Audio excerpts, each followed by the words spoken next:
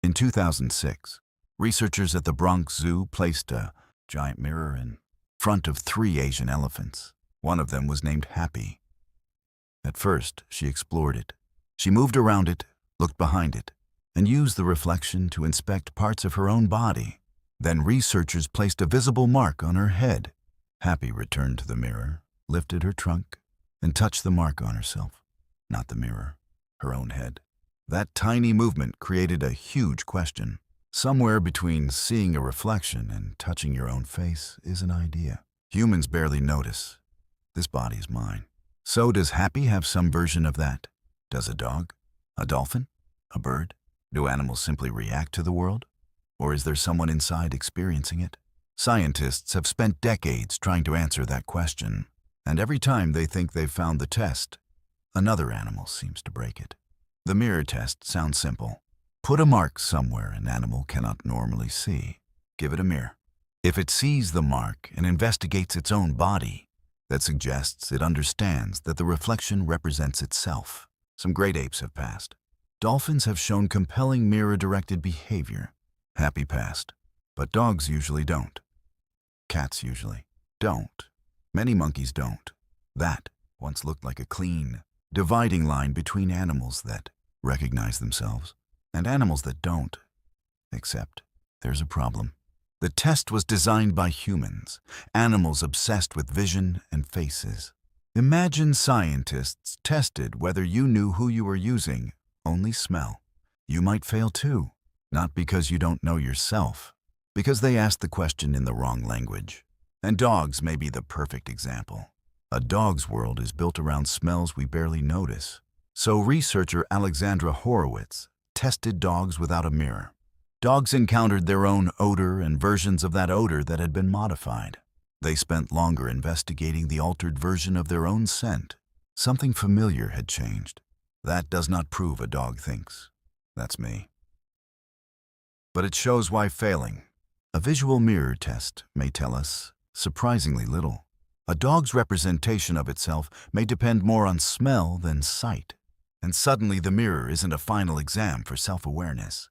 It's one test, using one sense, designed by one unusually visual species. But recognizing something connected to yourself still isn't the same as knowing you exist, because humans do something else. We know when we know something, and sometimes we know when we don't. Researchers at Georgia State University studied uncertainty monitoring in rhesus monkeys. The monkeys faced difficult tasks, but they had another option. Instead of answering, they could decline the trial.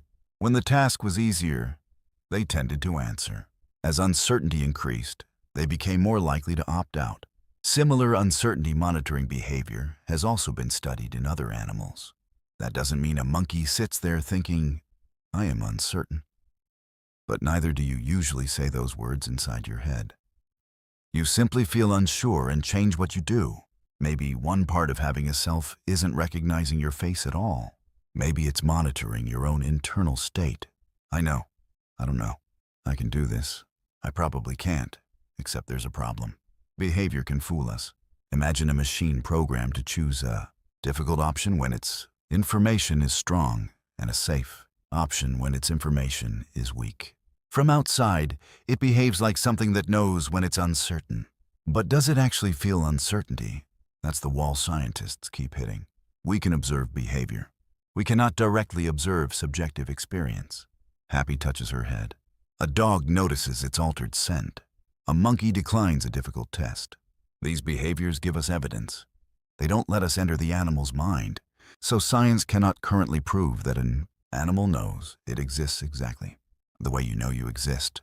But researchers found another way to approach the problem. Instead of asking, "Do you recognize yourself?" they asked something simpler. Do you understand that your own body is a thing in the world? In 2017, Rachel Dale and Joshua Plotnick tested body awareness in Asian elephants. An elephant stood on a mat. A stick was attached to that mat by a rope, and the elephant had to pass the stick to a person. But there was a problem. The elephant itself was standing on the mat. To complete the task, it had to step off. Across the test trials, the elephant stepped off and average of just over 42 times out of 48, in a control condition where stepping off wasn't necessary. They did it only about 3 times out of 48. The elephants weren't simply learning to leave a mat. Their behavior changed when their own body was the thing preventing success. The mirror asks, "Is that body mine?" This task asks, "Where is my body in relation to the world?" And now self-awareness starts looking less like one switch and more like several different abilities. Western scrub jays hide food for later, but other birds steal it. Researchers found that some jays moved previously hidden food after another bird had watched them cache it. Even more interesting, birds with experience stealing caches themselves were particularly likely to protect their own food after being observed. We shouldn't claim that the jay literally thinks, "He knows where my food is." There are other explanations, but its later behavior depends on what happened earlier, whether another bird was present, and its own previous experience. Now the animal isn't simply responding to what's directly in front of it. It is using information about itself, its past actions, and another observer. And this leads to a much bigger possibility. Think about your own sense of self. You recognize your face. You know where your body is. You know when you're uncertain. You remember your past. You think about what other people know about you. It all feels like one thing, me. But maybe those are actually different abilities working together. Different animals may possess different pieces. A dog may recognize something about itself through smell. An elephant may recognize its reflection and understand when its body blocks a task. A monkey may monitor uncertainty. A jay may change its behavior depending on who watched it. In 2012, the Cambridge Declaration on Consciousness argued that neural structures associated with conscious states are not unique to humans. That doesn't prove animals experience consciousness exactly as we do, but it makes the old yes or no question look increasingly crude. Maybe the question isn't, does this animal have a self? Maybe it's, which parts of a self does this animal have? And there's one more problem with everything we've discussed. The mirror is ours. The mat is ours. The uncertainty test is ours. We create the problem and watch what the animal does. But sometimes there is no experiment. Researchers studying chimpanzees documented what happened after a mother lost a developed infant. After the death, a substantial number of other chimpanzees increased affiliative behavior toward her. They spent more time close to the mother and behaved differently around her. We cannot say they understood grief the way humans do. Maybe they recognized distress. Maybe they responded to changes in her behavior. We don't know. But nobody was asking them to perform. There was no reward, no correct answer. Their social world changed, and their behavior changed with it. And that makes the simple picture of an animal as a machine responding only to food, danger, and immediate stimuli much harder to maintain. So return to Happy. 3 elephants participated in that Bronx Zoo mirror study. All 3 showed unusual self-directed behavior around the mirror. But only Happy passed the formal mark test. If the mirror were a perfect yes or no test, we'd have to say one elephant possessed something the others completely lacked. The reality looks more complicated. A test gives us evidence. It doesn't give us direct access to a mind. Maybe animals don't sit beneath the stars wondering, "Why am I here?" We have no evidence for that. But that may not be the only meaning of knowing you exist.